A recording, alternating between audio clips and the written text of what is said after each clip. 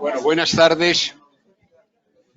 Hoy en la velada de hoy, vamos a llamarle así, tenemos la suerte de contar con Julia García Alvea Martín, que va a hablar de un tema interesantísimo, que es la espiritualidad en personas tomadas por santas o semisantas por la Iglesia.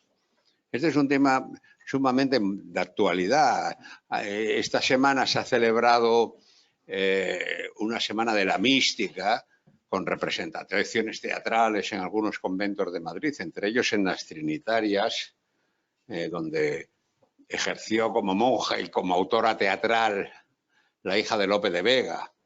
Entonces, se está haciendo una recuperación de todos los perfiles femeninos, más o menos en los ámbitos de la normalidad, de mujeres que han tenido un perfil y un interés importante desde el punto de vista de eso que llamamos genéricamente mística.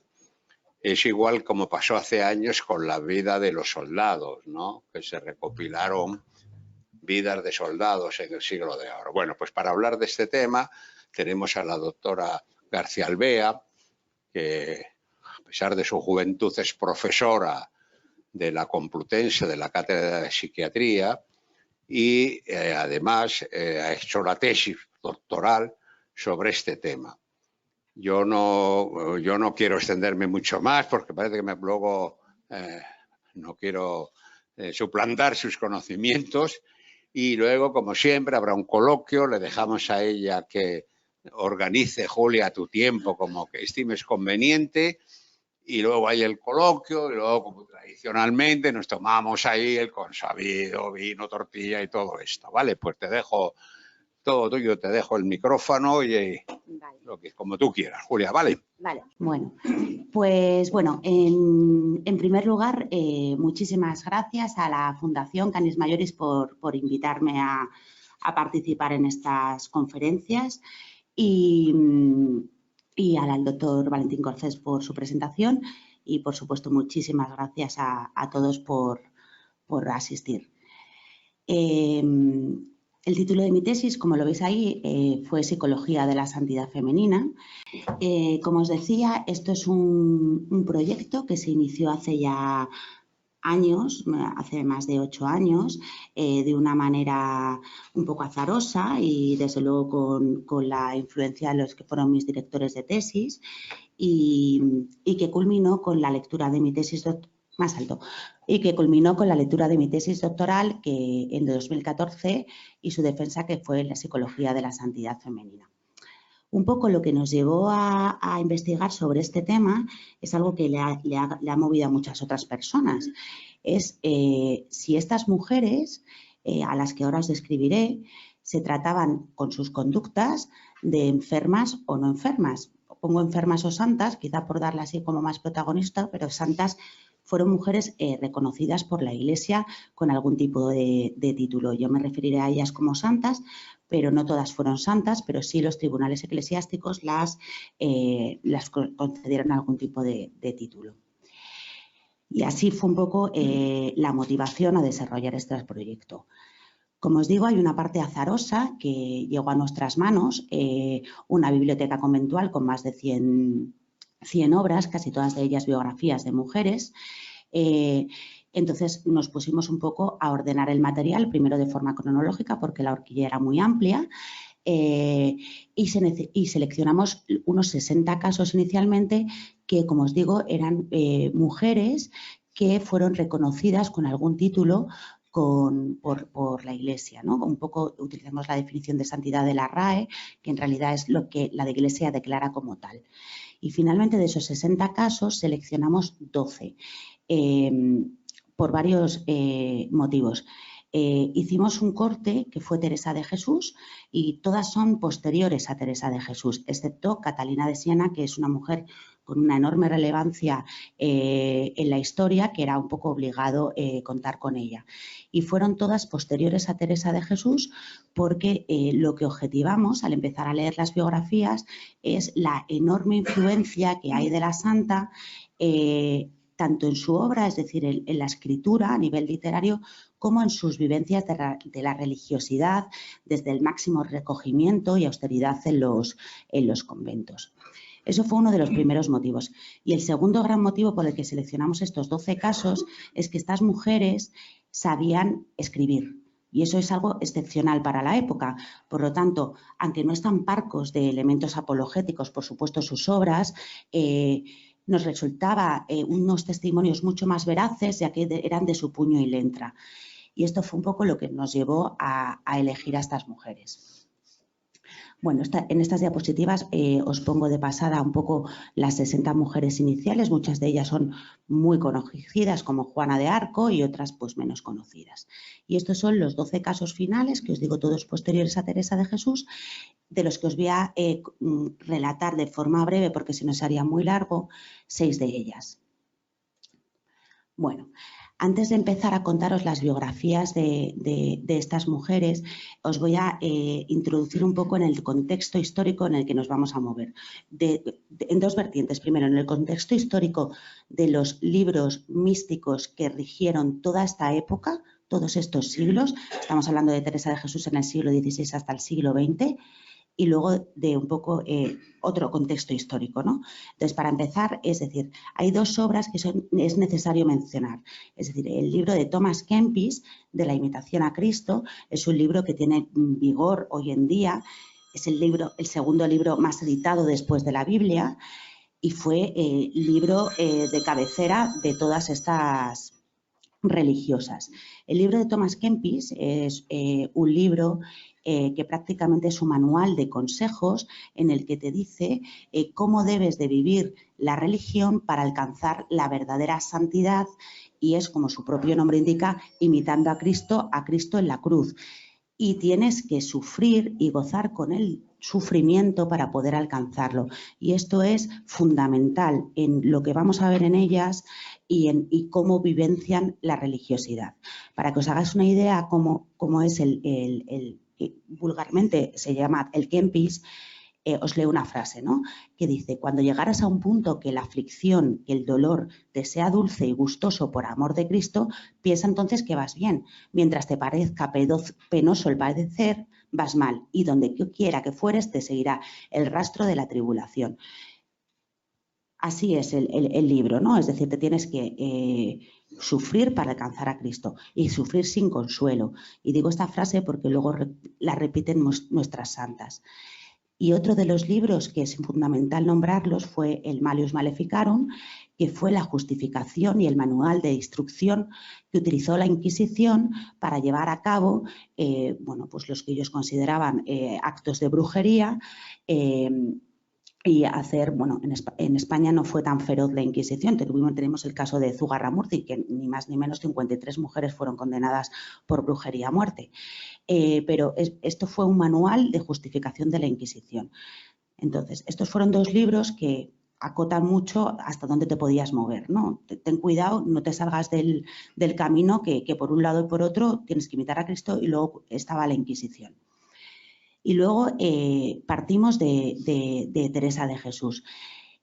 Como os digo, por la enorme influencia. Teresa de Jesús, como sabéis, nace a principios del siglo XVI, es el siglo donde nace Lope, donde nace Cervantes, donde fallece Garcilaso, es el siglo del esplendor universitario de Salamanca, de Alcalá, pero también es el siglo donde el fervor religioso de los reyes católicos da su fruto, y sobre todo con la Inquisición.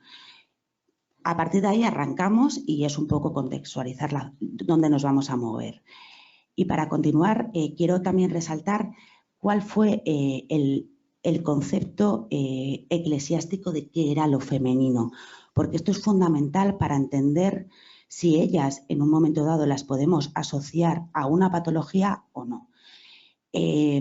La concepción eclesiástica de lo femenino, desde el inicio de los tiempos, hay una parte de perversidad a lo femenino, más que nada porque la mujer es asociada al mal desde el principio de los tiempos a través de la imagen de Eva, que se rinda a la tentación y al pecado y es la causante como mujer de todos los males. para que veáis un poco, ilustro esto con el jesuita Garau, que dice: bien conocida es la debilidad de la mujer, nieta del lodo, hija de la carne de Adán y de un pequeño hueso. O sea, ni siquiera es algo identitario, no nuestro, sino nacemos del propio hombre y de un pequeño hueso. Es decir, podríamos nacer del fémur, pues no, de un pequeño hueso de la costilla. Sois un compuesto de pasiones que os inclinan a 1000 defectos. Obviamente, esta imagen tan negativa de la mujer no podía sostenerse, entonces se ofrece un modelo alternativo de la mujer para controlar estas cualidades negativas. Y la alternativa es el ideal femenino, se basa en la Virgen. Bueno, entonces la Virgen tiene muchas virtudes y la mujer ya no es algo tan negativo, pero las virtudes que se asocian principalmente a la Virgen es la modestia, la humildad, la discreción, la pureza. Esto en el ámbito religioso, pero en el ámbito no religioso la mujer también vivía muy restringida. Y me parece muy interesante el libro de La familia regulada, en el cual te cuenta Antonia Arriol cuál es el papel de la mujer, ¿no? Entonces, en el tema eclesiástico y religioso estaba acotada, pero en el otro tema, pues bueno, os lo leo y vosotros juzgáis por vosotros mismos. Las mujeres tienen la obligación de honrar, amar y obedecer a sus maridos, ya que el marido es superior, siendo pecado mortal si de forma notable deja de obedecer a su marido en aquellas cosas que pertenecen a las buenas costumbres, al buen orden y gobierno de la casa. Vos, esposa, habéis de estar sujeta a vuestro marido en todo. El varón ame a su mujer y la mujer ame y tema a su varón. Me ha parecido importante porque creo que esto es básico para entender dónde nos vamos a mover y por qué quizá podríamos dar una explicación de por qué hay un perfil de feminidad en la santidad distinto que al hombre, porque no se entiende igual al hombre en este contexto que a la mujer. Y dicho esto, es que no me quiero enrollar mucho, y dicho esto, os paso a ¿Perdón? Más alto, espera. Me lo acerco más. Sí. Bueno, y antes de irme, o sea, es decir, antes de saltar a las biografías, os quería también... hay una especie de temor al saber femenino. Entonces llega un momento que en el siglo XVII y XVIII vuelve a haber un retroceso con respecto a la mujer y se considera que no pasa nada porque la mujer sepa leer, como dice Josep Boneta en Gritos del Infierno. Es decir, si la familia se lo puede pagar y la puede dar una educación, no pasa nada porque aprenda a leer, pero no se aconseja que sepa escribir. Las mujeres que os voy a describir fueron excepcionales, sabían leer y escribir porque pertenecían a una clase social alta. Podemos entender que leer podría definirse como una acción muy receptiva, mientras que escribir ya daba una actividad más expansiva donde podían dar su punto de vista. Y como os digo, sí que es verdad que hay una especie de temor camuflado al saber femenino, por lo tanto, cuanto menos preparada esté para otro tipo de vida, pues mejor va a cumplir este rol doméstico que se tendría asignado. Bueno, y ahora os paso a describir brevemente a las 6 mujeres que he decidido elegir casi de forma aleatoria, porque las 12 son apasionantes, para que os juzguéis por vosotros mismos. Bueno, empezamos con Rosa de Lima, que es un personaje muy conocido, muy venerada. Rosa de Lima nace en la época del Dorado, de los grandes conquistadores españoles. Como muchas otras, es muy llamativo la precocidad de su vocación cristiana. Padece muchas enfermedades cuando era pequeñita, que esto también se repite, es curioso, y ya con 5 o 6 años dice que le pedía cantando al Señor que le diese más y más dolores. Hay parte de la biografía de Rosa de Lima que es prácticamente considerada como una fanática del dolor, porque se sometió, como luego veréis, a unas mortificaciones, y hablo de la palabra mortificación a referirme de unas autolesiones para que se comprenda mejor, y a unas aflicciones absolutamente brutales. Su familia se opuso totalmente a que ella fuera religiosa, la querían casar y además les llamaba mucho la atención que fuera tan excesiva en todo, tanto a ella como a sus confesores, y de hecho le dijeron que se moderara un poco, que no ayunara de esa manera, no hacía falta que fueras tan excesiva en las aflicciones y que tuviera cuidado porque os recuerdo, es decir, había una línea muy fina entre lo que podía considerarse religioso a lo que podía considerarse bruja. Entonces, que tuviera cuidado, ¿no? A pesar de ello, Rosa entra en la Orden Tercera de Santo Domingo, donde, como os digo, su vida, hubo una parte de su vida en el cual es muy conocida por sus terribles autolesiones, porque ella dice que sin el peso de las aflicciones no se llega al colmo de la gracia, que nadie se engañe, esta es la única verdadera escalera del paraíso para llegar a Cristo, ¿no?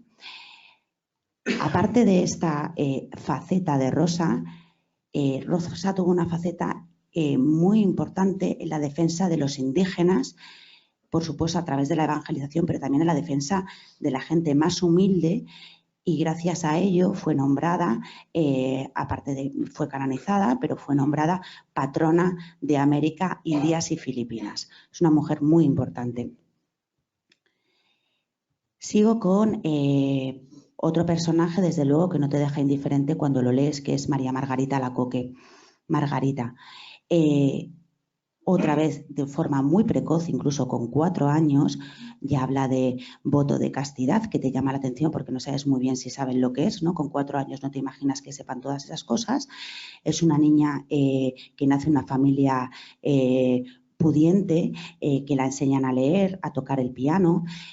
Pero ella dice que con 4 años ella escribe: tan pronto como tuve conciencia de mí misma, hiciste ver en mi alma la fealdad del pecado.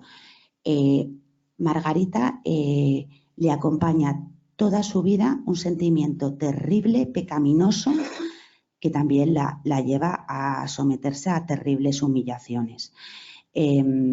Su familia la quieren casar, nuevamente ella se opone y decide ser como la que ella llama a su madre, que es Teresa de Jesús. El libro de la vida fue su libro de cabecera, carmelita, y que no consigue entrar en el convento, en el cual sus compañeras, es decir, porque os he hablado de este contexto histórico, pero las que acompañaban a estas mujeres en los conventos no eran tan excesivas. Entonces, sus compañeras, al ver a lo que se sometía, sobre todo también destaca mucho el ayuno, las visiones, los éxtasis que sufrió Margarita, las autolesiones, los latigazos a los que se sometía, la llegaban a echar agua bendita para que la sacaran porque pensaban que estaba endemoniada. Ella vive su vida en el convento de esta manera, ¿no? Resumo un poco, pero después de... escribe mucho, es una mujer que tiene una pluma muy virtuosa, y ella dice que no puede vivir un momento sin sufrir, pero sufrir en silencio y sufrir sin consuelo. Sufrir sin consuelo es una palabra que se repite una y otra vez en la obra de Thomas Kempis, y ella lo llevó en vida hasta el final de sus días. Como os digo, escribió un manuscrito donde relata un poco de forma toda su biografía. Bueno, Teresa de Lisieux es una mujer muy importante en la historia de la religión. Es la tercera mujer doctora de la Iglesia, junto a Teresa de Jesús y Catalina de Siena, la primera mujer que fue canonizada por Juan Pablo II sin que pasaran 50 años, por toda la repercusión que tuvo. Y vivió muy poquito, no llega a 24 años. Es la pequeña de 5 hermanas. Inicia una devoción. Es verdad que todas estas familias son de alta clase social, pero de una elevada vocación cristiana.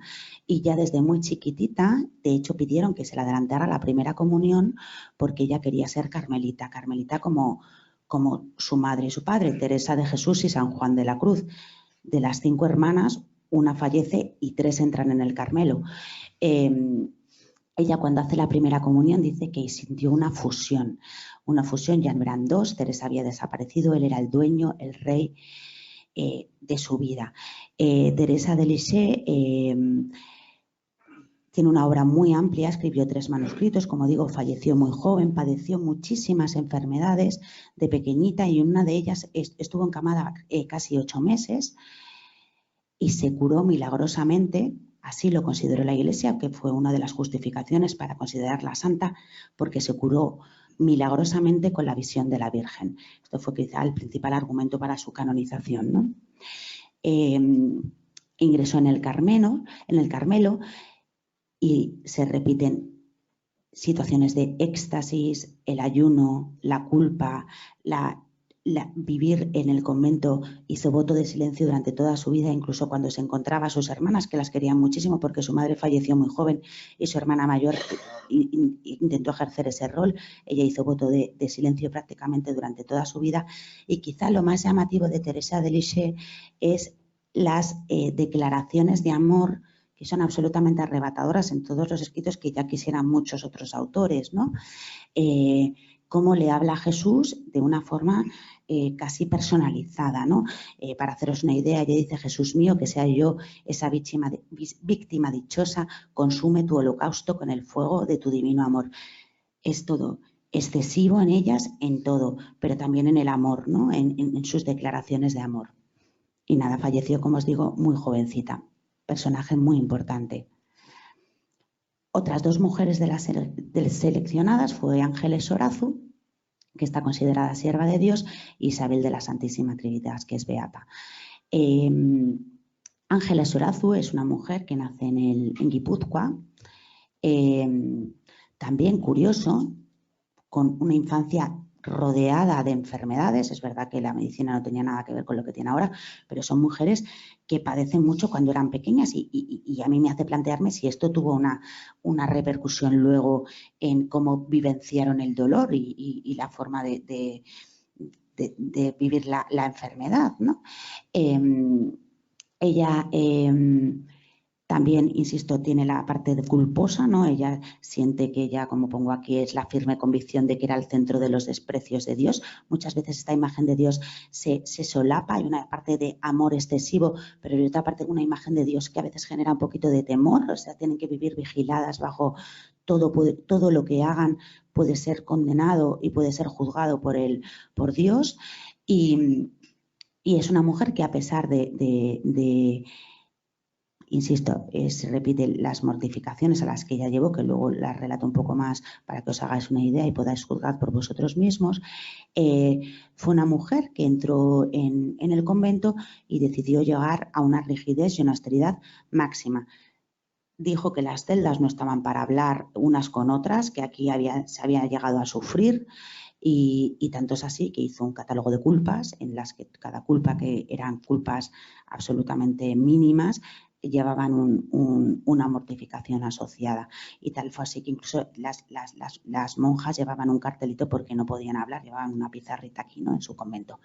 A pesar de esto, de esta rigidez de ella, fue una mujer muy valorada por sus compañeras, llegó a ser abadesa, se preocupó muchísimo por las mujeres y por potenciar la sabiduría, que aprendieran a escribir, que aprendieran a leer. Se tuvo una actividad docente en el convento muy importante. Bueno.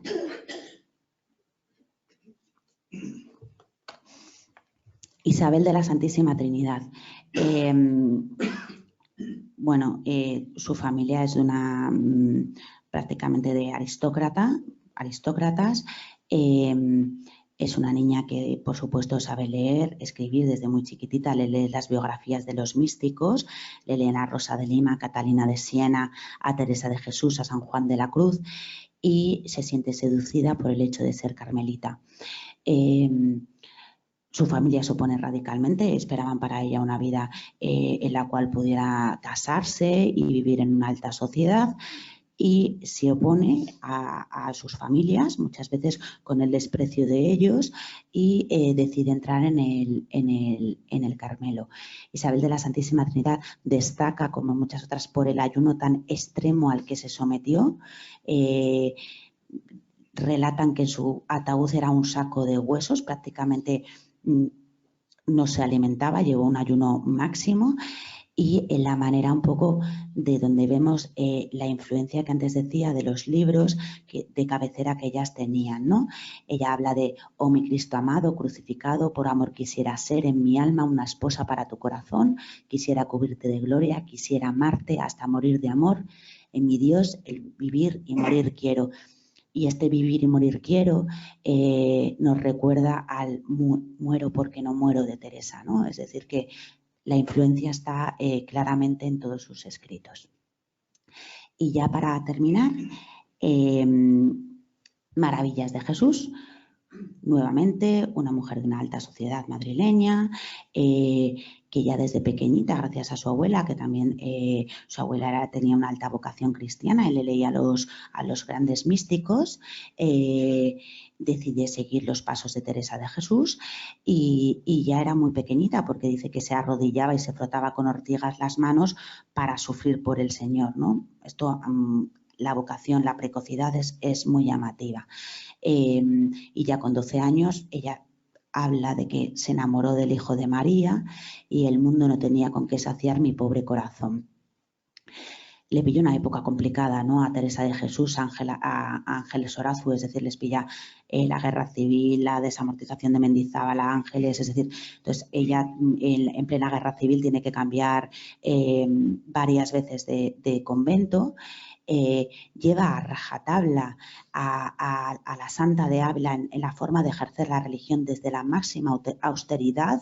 Ella dice que las carmelitas no hemos venido a pasarlo bien, sino a imitar a nuestro Cristo.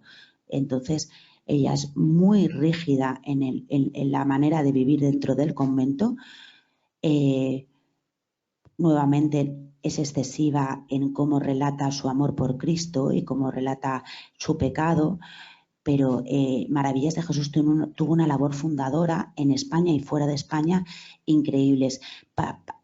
Fue por prácticamente por una gran parte de España fundando conventos en las zonas donde había gente más necesitadas y en una labor de protección a la mujer importantísima, donde la mujer era repudiada porque se consideraba que no era digna. En aquel momento se habló de Torremolinos, porque ahí hay un convento carmelita, donde las mujeres estaban despreciadas y acusadas de prostitutas. Allí fue ella, las ayudó, las enseñaba a leer y luego protegió muchísimo a sus compañeras.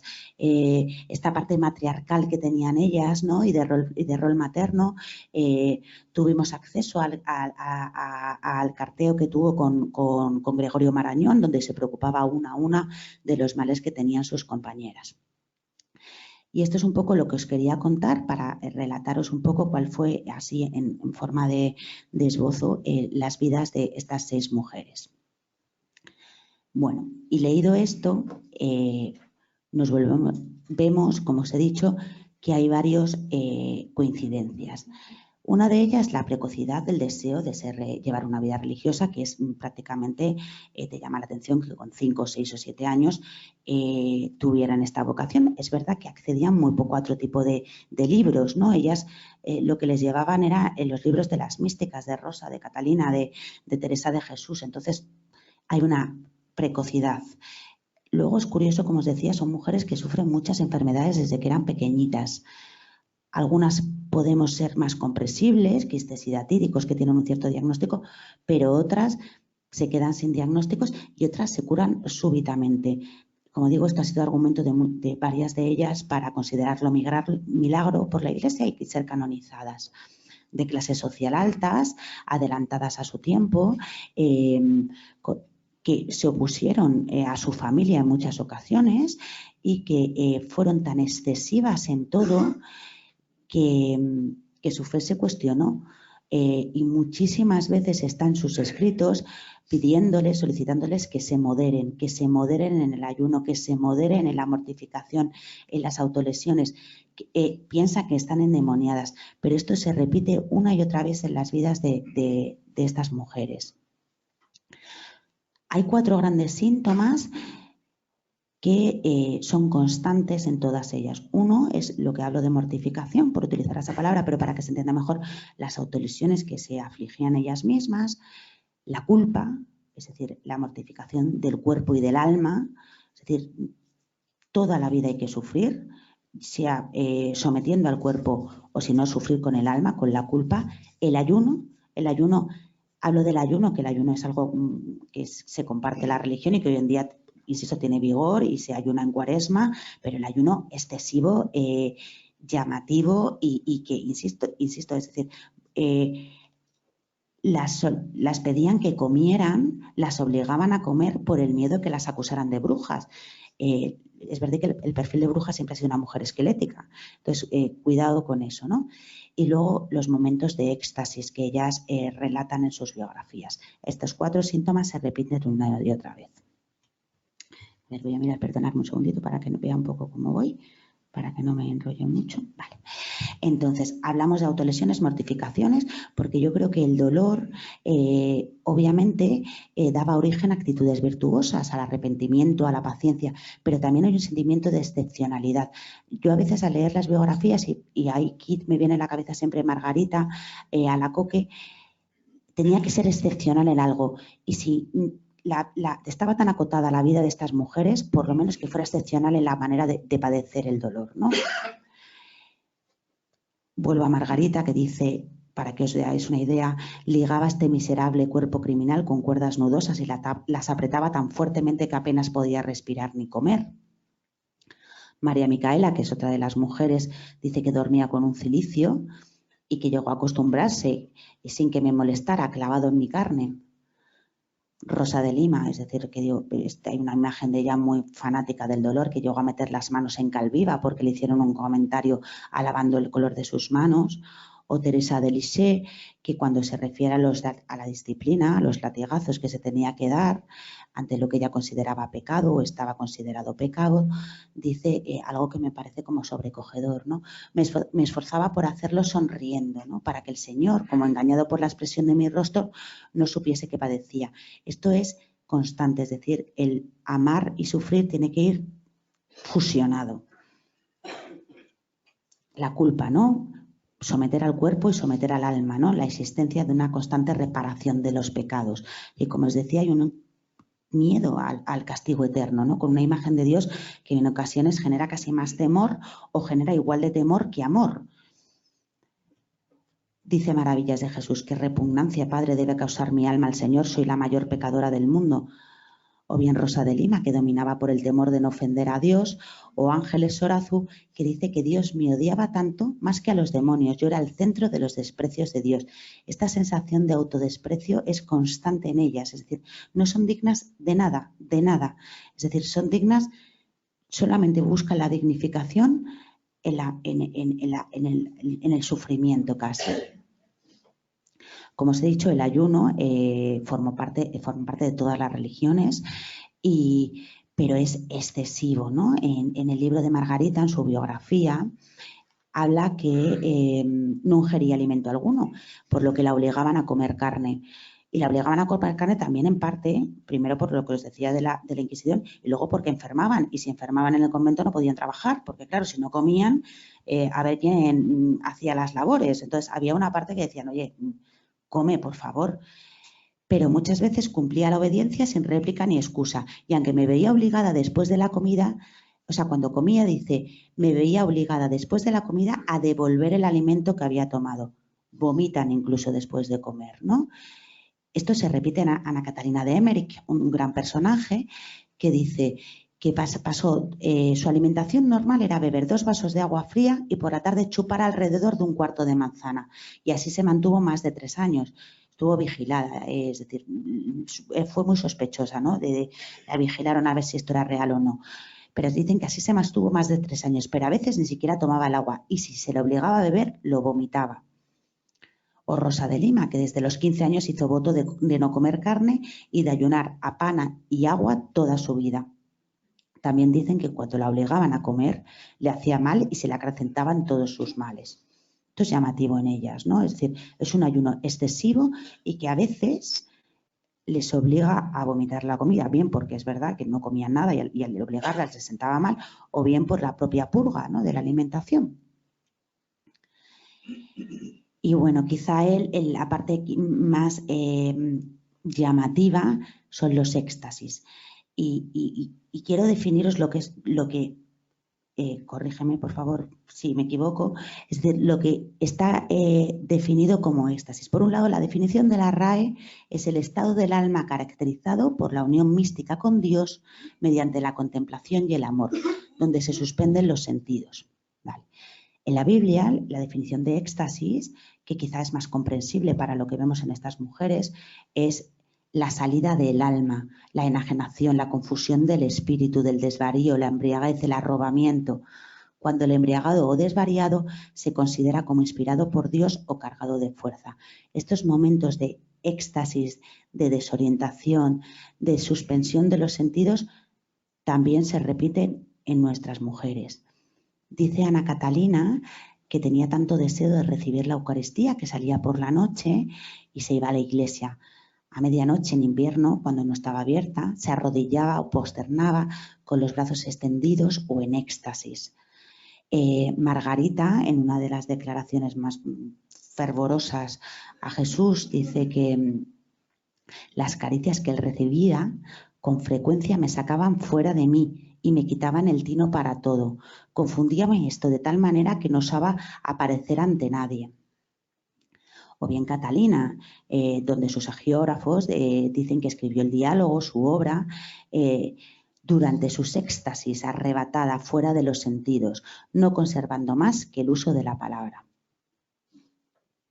También tenemos el fenómeno de la transverberación, que parece que fue muy conocido en Teresa de Jesús, pero ellas lo relatan de una forma también magnífica, ¿no?, de este sentimiento. Hablamos del fenómeno de transverberación, esa experiencia mística donde se logra una unión íntima con Dios, que se siente uno traspasado el corazón con un fuego sobrenatural.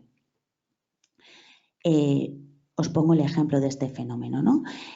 Antes de entrar en el Carmelo, Margarita intentó llevar una vida social activa, obligada por sus padres, como he dicho, en una clase social alta, pero durante todo este tiempo en la que ella se distraía, continuamente refiere sentir señales del Señor, que lo obligaban a recogerse y le hacía severas reprimendas por lo que estaba haciendo.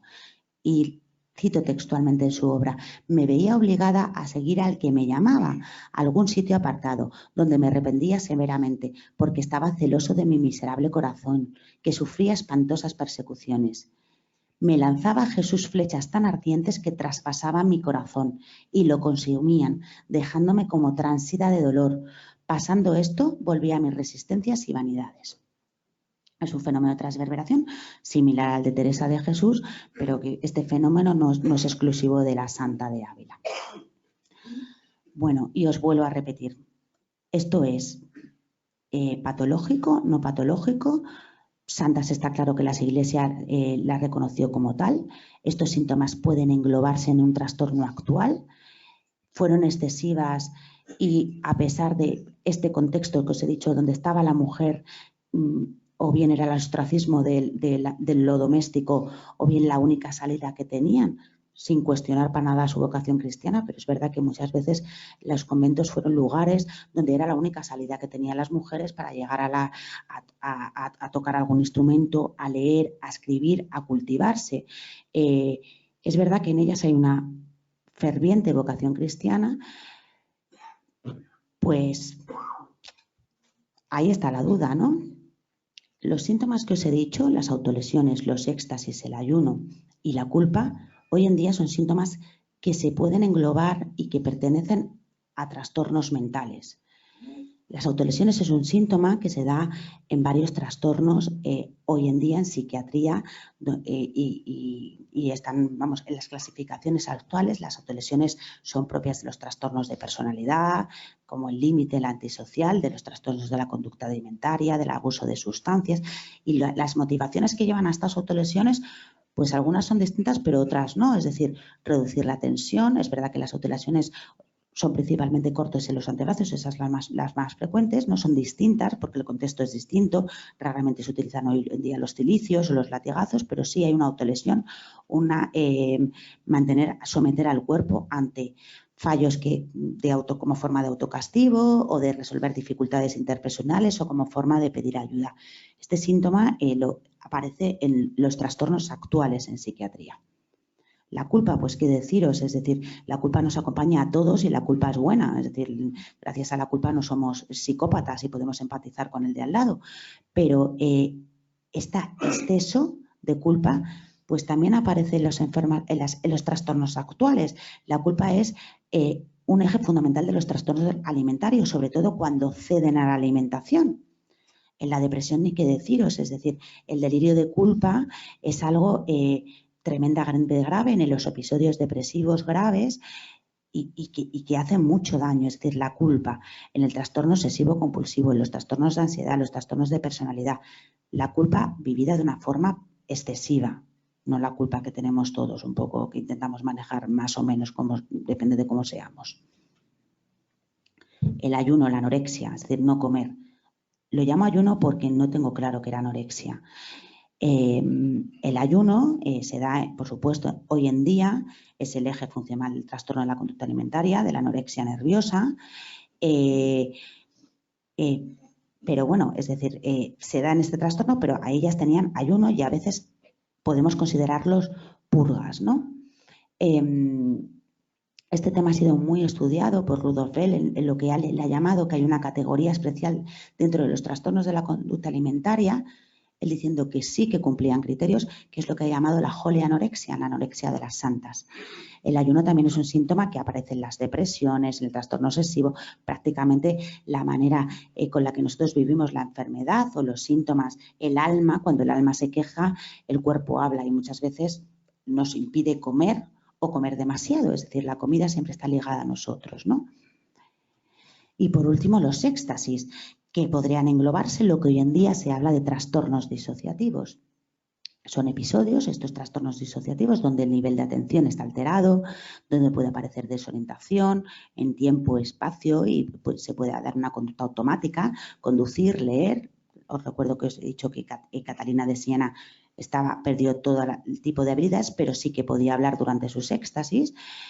Es verdad que los trastornos disociativos y a veces, muchas veces, al leer a estas mujeres nos recuerdan fenómenos de despersonalización, es decir, tener la sensación de que tú no estás dentro de ti mismo al mirarte al espejo, no reconocerte, o de realización, que percibir el mundo de manera distorsionada, o lo que quizá yo expongo mejor en mi tesis y me parece más acertado es lo que se ha llamado estados excepcionales de conciencia, que no está recogido como tal, que se ha hablado mucho, que son situaciones que no tienen por qué ser religiosas, que se pueden dar con la meditación o con otro tipo de ritos, donde cuando una persona se aísla en un lugar silencioso, donde no hay ruido, donde no habla, donde no come, puedes llegar a estos estados de conciencia, que es un poco lo que se busca muchas veces con las meditaciones, es decir, llegar a este tipo de conciencia. Entonces, yo creo que el estado excepcional de conciencia quizá define mejor lo que ellas tenían, ¿no?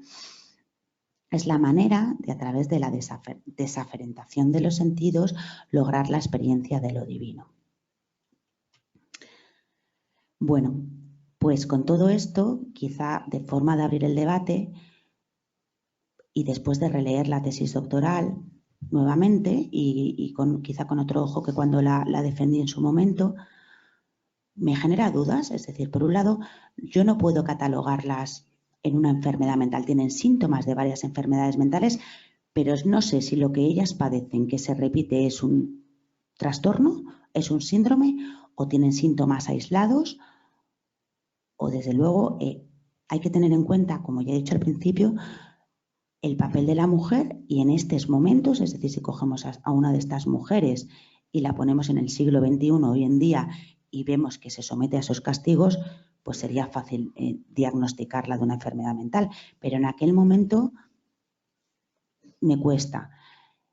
Y por eso quería hacer solamente una breve apunte de lo que es el género. Es decir, el género no es el sexo. Es decir, nosotros estamos definidos como hombres y mujeres por el sexo. Pero el género que es tan importante en esta tesis y es tan importante en nuestra vida es la autorrepresentación de las personas, la autorrepresentación de los hombres y las mujeres en la sociedad. Lo que pensamos que la mujer tiene que hacer hoy en día. Y el género, al final, ahora está muy de moda la violencia de género. La palabra género es un poco lo que se espera de una mujer en el siglo XXI.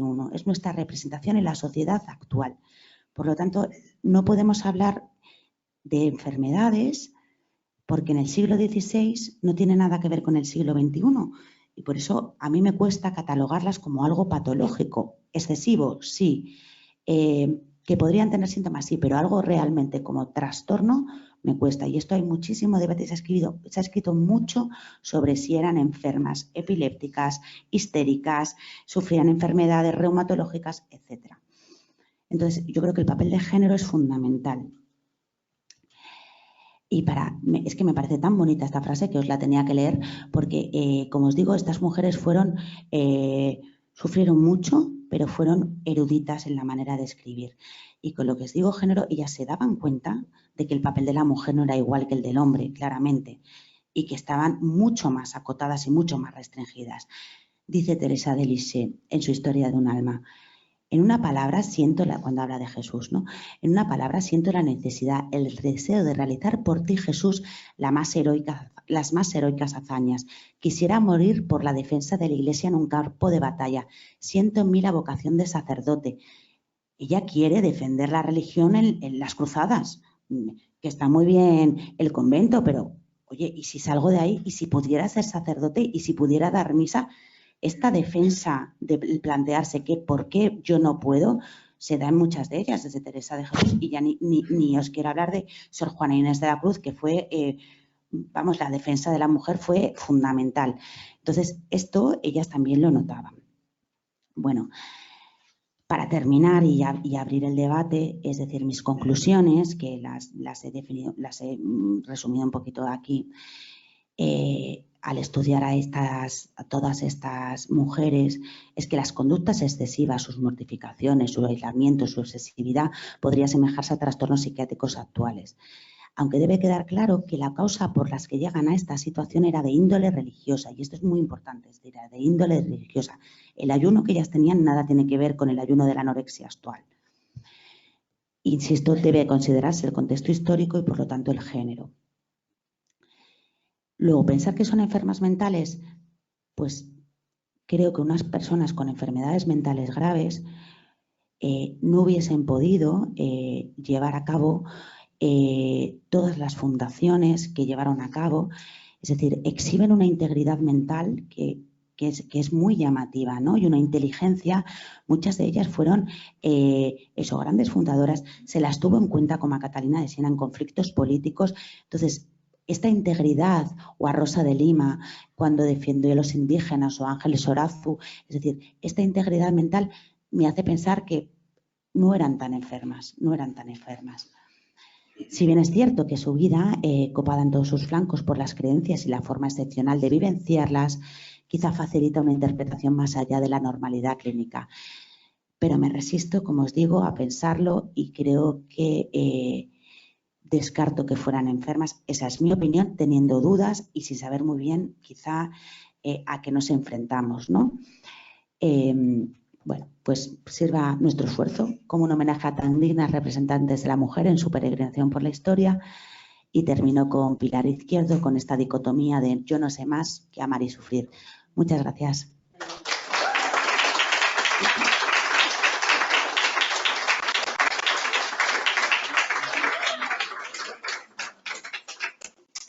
Ahora, si quiera preguntar, un poco pasa el micrófono.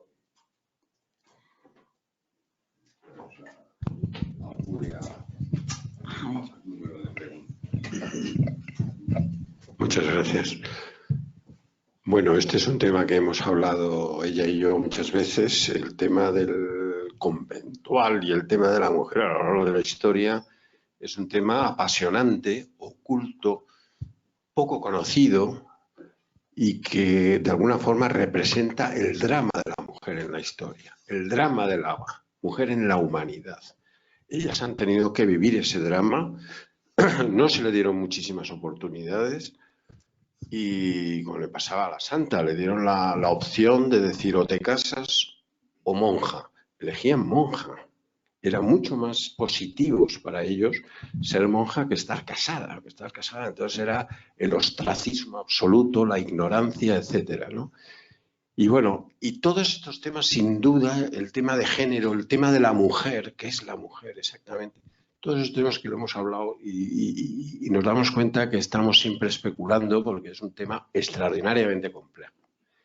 Yo creo que este es un tema que hay que insistir en ello, es una época que nos puede dar enseñanzas, podemos descubrir cosas que no sabemos Y yo creo que esa biblioteca que se adquirió conventual en la Cuesta de Moyano, por cierto, uno a uno, esos libros que valían 20 céntimos cada uno y que reunían todas estas cientos y cientos de biografías, era necesario que alguien las sacara a la luz y que viera la extraordinaria dignidad de todas estas personas, que eso es un poco, yo creo, el comentario final, y que Julia lo ha hecho muy bien en recoger este aspecto de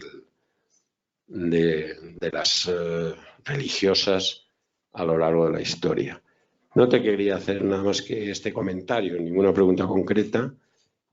El tema de los éxtasis se refieren a muchas cosas. Los éxtasis, yo, como sabes, he dado una visión casi neurológica, más clínica de los éxtasis en el caso de Santa Teresa, pero se puede llamar éxtasis a otras condiciones en las cuales pues hay una actitud así de unión con el creador, ¿no? Entonces, pero bueno, yo doy los éxtasis, arrobamientos de Santa Teresa eran cosas muy concretas que ella, pues, en mi caso, pues en ese caso correspondían a crisis epilépticas, pero bueno, pueden ser otras muchas más cosas. Y nada más, y felicitarte por tu presentación.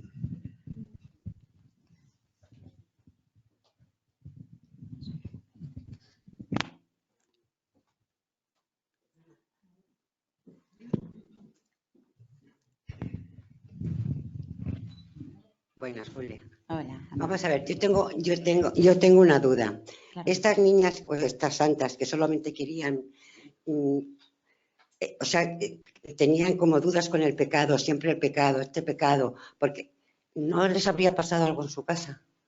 Alguien hubiera hecho algo que no tenía que hacer con ellas y por eso se machacaban, se daban con el cilicio y venga para acá y para allá. ¿Podría ser o no? Pues gracias, Ana, por la pregunta, porque es una pregunta súper importante. Es decir, sí que hay en Rosa de Lima, en su biografía, hay un maltrato por parte de sus padres. Es decir, en Catalina de Siena también, es decir, que está escrito como tal. Es decir, es verdad que hoy en día hay una enorme asociación de las autolesiones, es decir, mujeres y hombres, pero bueno,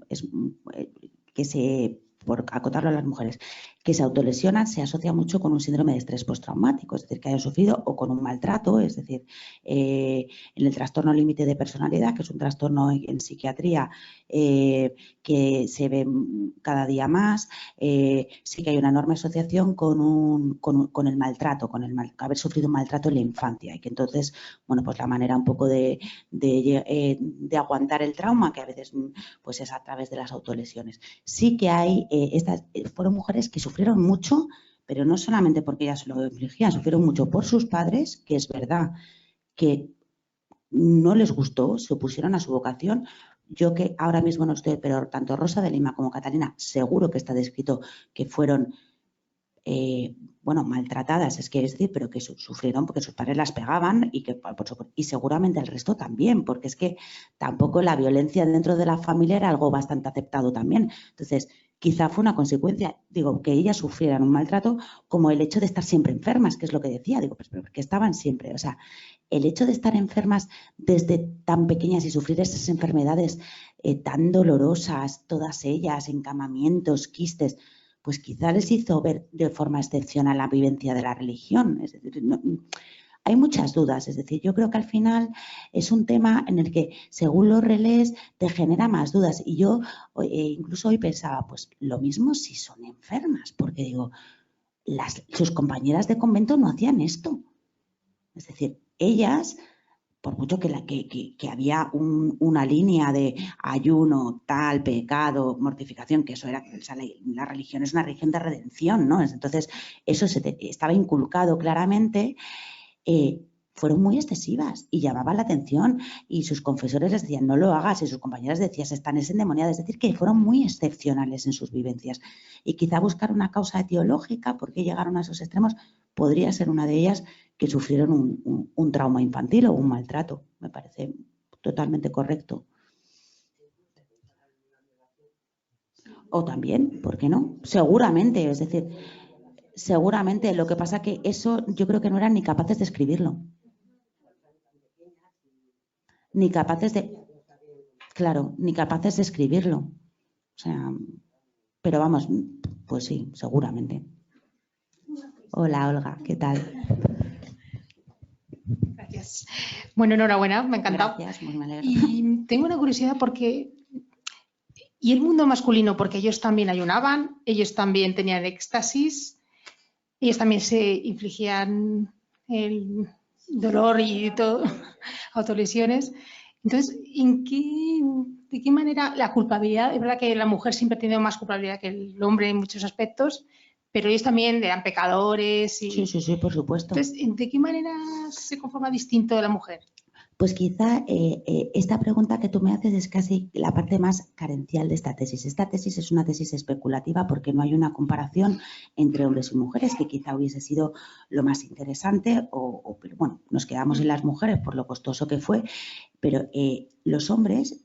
Vamos, el ayuno, se iban al desierto a ayunar, los ascetas, es decir, que no, claramente las mortificaciones fueron igualmente de hombres. Pero sí que es verdad que el hombre tiene una visión dentro de la religión, dentro del concepto masculino de lo eclesiástico distinto. El hombre tiene más salida, el hombre tiene que defender, tiene que ser fuerte, tiene que luchar. Y eso no lo tenían ellas. Por eso pienso que la santidad femenina tiene cualidades distintas a las masculinas. No es que ellos no sean santos, por supuesto, pero tenían mucha más salidas. Es que se les permitía, se mortificaban, pero eran menos excesivos y luego tenían, quizá el más femenino casi fue San Juan de la Cruz, bueno, femenino en el buen sentido de la palabra, es decir, que imitó mucho, pero el resto fueron San Pablo, desde caballos, hazañas, tal, fueron más liberadores y como más de luchar a favor de la Iglesia pues como decía Teresa de Lisieux, en el campo de batalla, ¿no? Creo que esa es un poco la diferencia, pero vamos, queda esa espina de no haber comparado 60 santos con 60 santas. Claro, sí, claro, no, pero realmente eso es lo que hace que la tesis fuera más completa y la comparación pues, más fiable, ¿no?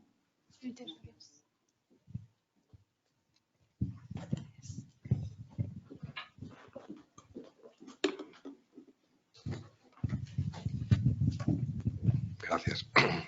Muchas gracias, Julia, por la presentación. Enhorabuena, Gracias. ha sido estupenda. Muchas gracias. Pero a mí me ha llamado la atención, al principio de la presentación, cuando hablabas del contexto histórico, creo, porque llega un poquito justo de tiempo, creo que ponías como influencias a Tomás de Kempis y el Malleus Maleficarum. Sí. Entonces, mi aproximación a Santa Teresa de Jesús es literaria, es decir, quien quiera conocer cómo se hablaba el léxico del siglo XVI, pues tiene que recurrir, por ejemplo, a leer su vida, porque bueno, es un lenguaje claro, sencillo, corriente en su tiempo. Pero esas influencias yo no las entiendo muy bien, teniendo en cuenta la literatura ascética que proviene del Mester de Clerecía. Fundamentalmente hay un autor importante que es Francisco de Osuna, que escribió el Abecedario Espiritual, el cual es una influencia muy importante para Teresa de Jesús y para San Juan de la Cruz. Y también el Beato Juan de Ávila, que escribió el Audifilia, también es un texto importante para Teresa de la Cruz. Y no entiendo muy bien lo del Malleus Maleficarum, porque no lo encajo en cuanto a influencia literaria. Bueno, la influencia literaria, o sea, es decir, con el libro de Kempis, es decir, este fue el manual un poco en el que vamos, de una vigencia prácticamente actual, es decir, que es un libro, pues como he dicho, que tuvo muchísima repercusión de cómo llegar a amar a Jesús a través del sufrimiento y el goce con ello, es un poco lo que, así escuetamente. Es decir, lo que quiero decir, o sea, quizá con el Malleus Maleficarum es el poder que teníamos, también lo restringidas que estaban a nivel de la Inquisición. Muchas de ellas fueron sospecha, vigiladas, es decir, porque el Malleus Maleficarum fue pues eso, el manual de la Inquisición para llevar a cabo las hogueras, es decir, entonces más que por influencia literaria, sino por el contexto, en lo acotado que estaba su movimiento en sus vidas. Gracias. Y entonces, pues siguiendo ese argumento, por ejemplo, en el tiempo de Teresa de Jesús, había, digamos, otro tipo de entendimiento de la mística, como por ejemplo la secta de los alumbrados, ¿no?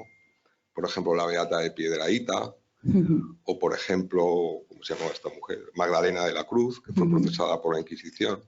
Es decir, había éxtasis ortodoxos y otros que podíamos denominar éxtasis fakes, ¿no? Por parte de determinadas personas que quizás, exploradas en aquel tiempo por la Inquisición, no cumplían los criterios de la ortodoxia. ¿Habéis comparado, por ejemplo, este tipo de éxtasis entre el éxtasis, digamos, real o reconocido y los éxtasis fakes, que son fakes porque no se reconocieron como reales? Pues la verdad que no lo he hecho, pero me parece un temazo hacerlo. O sea, es decir, me parece que o sea, los éxtasis no son exclusivos de la mística. Claro, por eso. Es decir, es un poco lo que os quería transmitir con los estados excepcionales de conciencia. Es decir, llegar a lo que se llama un éxtasis se puede llegar de muchas formas. En ellas me he centrado en los que es la unión a Dios porque tampoco tenía muchas alternativas, pero pues seguramente en otros lugares y de forma más ortodoxa había otro tipo de éxtasis, pero no los he comparado en el estudio, la verdad. Es que no sé si es fácil tener acceso quizá a esos momentos, pero bueno, todo sería cuestión de estudiarlo, claro que sí. Pues nada más. Muchas gracias. Muchas gracias.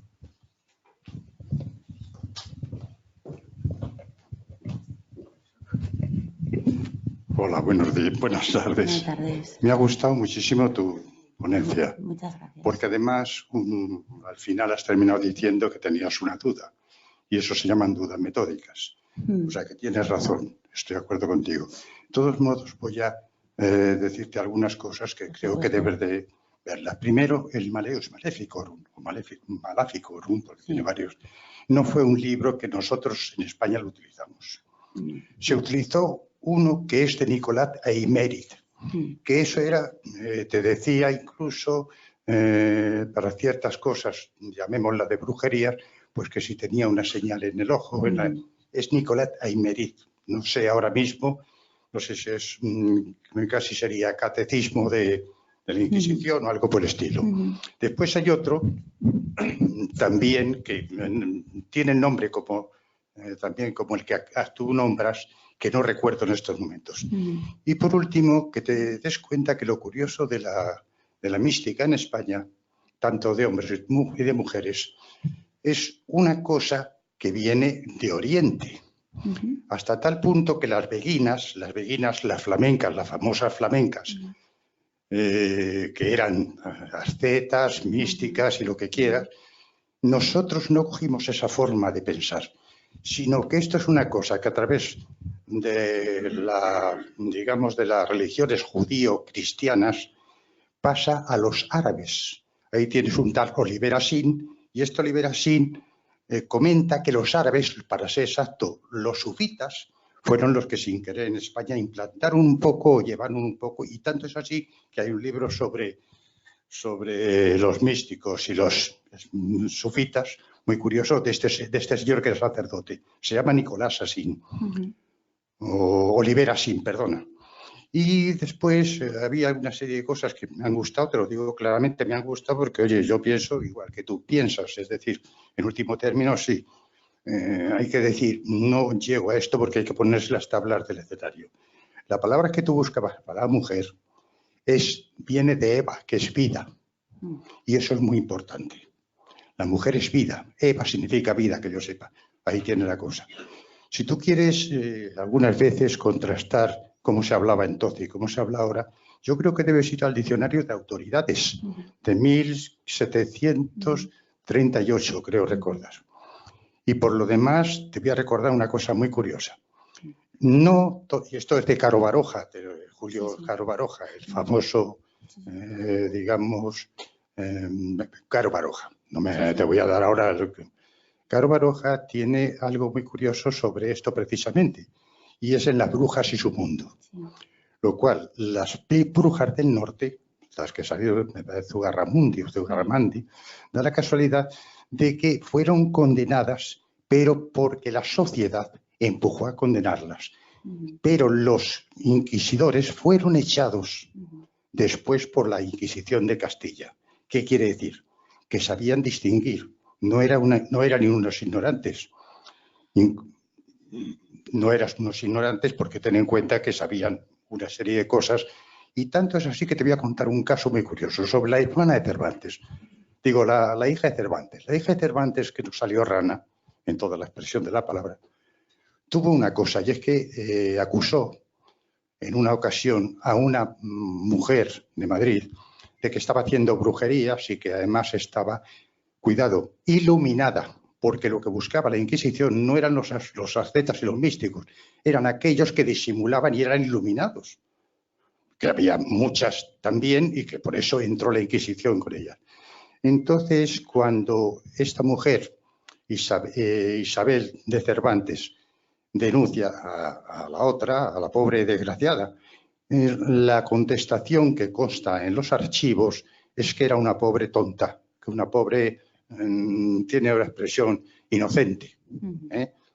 Sí, te lo digo porque me ha gustado lo tuyo y quiero... No, y además es verdad que la Inquisición, como he dicho antes, es decir, no tuvo un papel como tuvo en otros sitios de Europa. Es decir, en el caso de Zugarramurdi, es decir, de los 53 casos de las mujeres que fueron condenadas por aquelarres y descuartizamientos y tal, gracias a Alonso Salazar Frías, que fue el llamado abogado de las brujas, llegó a leer sus expedientes.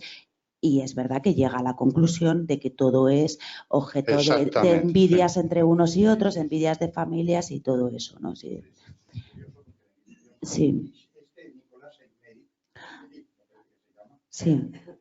Sin embargo, tiene una cosa que no es en 1400 muchos, y que lo utilizaban un poco como para enterarse, pero que sin querer, fíjate, estoy diciendo desde una persona que dijeron que era bruja, y si tú miras ahora todos los casos de brujería, no hay casos de brujería. No, claro. Eso, y los casos de brujería lo único que hacían, pues oye, darle unos azotes y ya hacían alguna. Pero si no, tú comprenderás que la Inquisición no hacía nada con ellas, porque siempre veían que estaban untadas, Eso lo puedes ver en Cervantes. Bueno, pues la Inquisición fue cruel también en Europa, es decir, que fue una parte muy cruel. Exactamente. O sea, en Europa que, claro, llamaban iluminado a cosas... Yo tengo cifras. Y no era la Inquisición, era precisamente el poder no judicial que tenía la gente. Es curioso, porque España fue el último sitio donde impuso la Inquisición. Sí. Y ahora estamos hablando mucho de la Inquisición y, sin embargo, tenemos que profundizar en esa Inquisición. Sí, por supuesto. Hay un autor que te gustará, que es José López. El López debe ser un descendiente español, por eso es López. Vale. Muchísimas gracias por la aportación. Muchas gracias.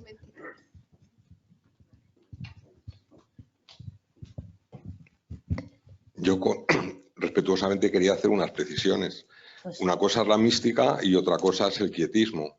Quizás, es decir, confundir la mística con una influencia oriental no es lo mismo que atribuir una influencia oriental a una mística decadente barroca, como por ejemplo la mística de Miguel de Molinos, que es un quietismo efectivamente condenado además por la Inquisición de Roma.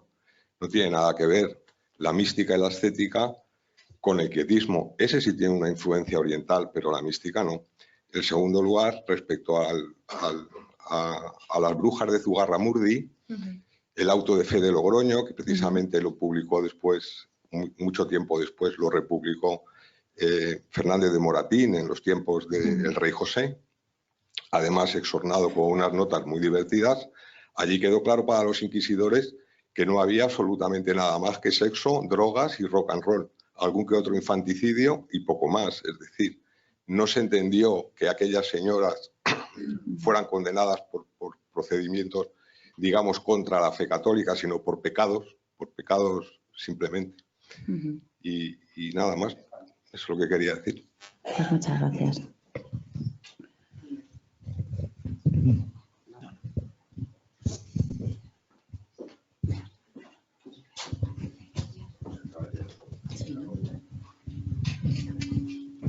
Bueno, como el tema es extraordinariamente complejo y se ha hablado aquí el tema de las brujas, que es un tema paralelo al tema de las religiosas y que es otro tema que necesita otras cuantas tesis doctorales para meterse con ellas Y nosotros, que lo hemos hablado muchas veces, llegamos a la conclusión que muchas personas acusadas de brujería y condenadas por ello, pasado el tiempo de Teresa de Jesús, esas mismas fueron santificadas.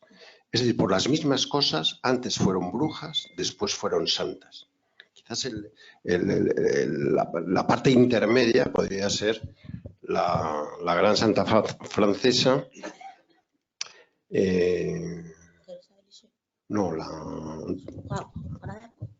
Juana de Arco, que le ocurrieron las dos cosas, que fue quemada y después fue santificada. Esas dos cosas ocurrieron en una sola persona, ¿no? Eso es interesantísimo, ¿no? De manera que las brujas es otra de los temas del drama de la mujer en la historia, desde mi punto de vista. Sí, gracias, Julia, por tu espléndida intervención. Brevísimo, un par de cuñas o biopsias que diríamos en nuestro argot. La primera de ellas es que la mayor parte digamos, un poco de los, entre comillas, desórdenes o posibles desórdenes que has expresado, parece que son como muy identitarios del mundo carmelita. O sea, de hecho, casi todas ellas son carmelitas, ¿no? Como si fuera una especie de elemento identitario, ¿no? De lo que es un poco la institución, ¿no? Me queda un poco ahí en la línea en el sentido de que la senda a seguir pues tenía que estar marcada, digamos, por este paradigma que en alguna medida es credencialista de la institución, ¿no? Y por otra parte, otro tema que también lo ha señalado y me parece que con mucho acierto, la idea de que, bueno, esto surgía en conventos en donde había otras carmelitas, o conjuntamente, etcétera, y sin embargo no expresaban con esa intensidad o con ese fervor expansivo, digamos, su mundo, ¿no? De tal forma que está claro que en estas personas, digamos, había algún componente idiosincrásico de lo que fuera, ¿no? Pongamos nombres y apellidos, que sí diferenciaba, digamos, del contexto general en el que ellas convivían. De hecho, el resto de las compañeras, entre comillas, señalaban, no te pases, que has pasado la línea roja, e incluso, bueno, puede ser señalada, digamos, de una forma con pena digamos, por las instituciones de la época, etcétera, ¿no? Por tanto, este es un poco sorprende porque otras congregaciones, otras órdenes, etcétera, etcétera, no se manifiesta con esta intensidad, digamos, que crea un poco realmente disconfort, ¿no? Cuando lo expresas, ¿no? Más allá de un aspecto importante de contextualización que has hecho, hay que situarlo en el tiempo. No es nada fácil interpretar la historia a lo largo del tiempo. Esto puesto en nuestro tiempo, pues esto evidentemente, probablemente tú cualificada en este campo, posiblemente pondrías, digamos, concretarías mucho más específicamente este tipo de conductas, ¿no? Por así decirlo.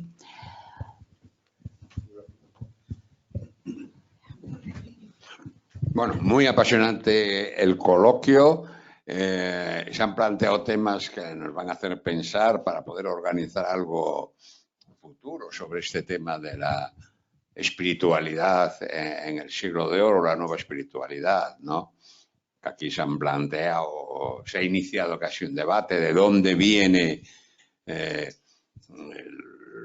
misticismo español, definir lo que es, el problema de los alumbrados, fenómenos muy transversales, ¿no? Parece que España se incorpora a un misticismo ya un poco tardío, porque empieza, puede haber unas influencias orientales, pero empieza un poco en Europa, ¿no? España, si nos atenemos a los estudios que yo creo que son incontestables de Américo Castro, ¿no?